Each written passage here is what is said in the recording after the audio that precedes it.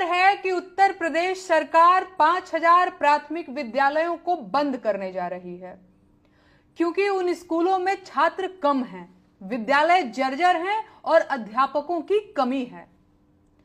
बाबा साहेब ने कहा था कि शिक्षा शेरनी का दूध है, जो पिएगा वही दहाड़ेगा। लेकिन सरकार जानती है कि जिस दिन ये शेरनी का दूध आम जनता पीने लग गई, उस दिन से आम जनता दहाड़ने लगेगी और सरकार मिमियाने लगेगी। लेकिन सरकार तो सरकार है, उसे मिमियाना मंजूर नहीं है, तो उसने इस समस्या को जड़ से ही खत्म करने का रास्ता खोज लिया है। यह वही सरकार है जो गौ पूजन, हवन यज्ञ और धार्मिक आयोजनों पर करोड़ों खर्च करती है और सरकारी खर्चे पर कांवड़ यात्रियों पर फूल बरसाती है। लेकिन जब बात बच्चों की शिक्षा की आती है तो वह कहती है कि कम छात्र हैं, स्कूल की हालत खराब है, इसीलिए बंद करो। वाह भाई वाह! सरकार का यह फैसला देहात के गरीब परिवारों के बच्चों के भविष्य पर सीधा हमला है। और देहातों में रहने वाले अधिकांश गरीब परिवार जाति व्यवस्था में किस पायदान पर आते हैं, यह बात किसी से छिपी नहीं है।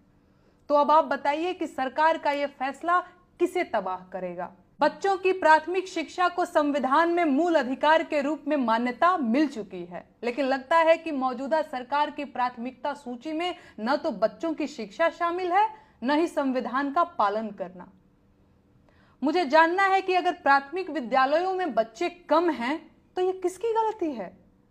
देश की आबादी में तो कोई कमी नहीं है, और ऐसा भी नहीं है कि देहात का हर बच्चा कॉन्वेंट स्कूल में पढ़ने लग गया है। अगर स्कूल की हालत खराब है तो ये किसकी गलती है? सरकार अपनी गलती मानकर स्कूलों को सुधारने की बजाय स्कूलों को बंद कैसे कर सकती है भाई? ये तो छोटे छोटे मासूम बच्चों के साथ अन्याय करना हुआ। पहले उच्च शिक्षा पाने वाले युवाओं को बेरोजगार बनाया, फिर प्रतियोगी परीक्षा के परीक्षार्थियों की परीक्षा में धांधली हुई, पेपर आउट हुआ, और अब छोटे विद्यार्थियों का स्कूल ही बंद करवा देंगे। गजब! इतना विकास देश बर्दाश्त कैसे करेगा मालिक? स्कूल जब बंद होंगे तो उनके बच्चों को पड़ोस के दूसरे स्कूलों में भर्ती कर दिया जाएगा, जिसका पहला असर लड़कियों की शिक्षा पर पड़ेगा।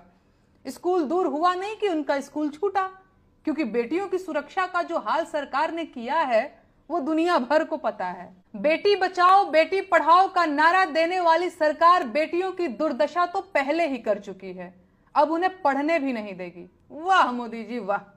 आपके लोग पूरी ताकत से बेटियों के भविष्य का विनाश करने में लगे हुए हैं।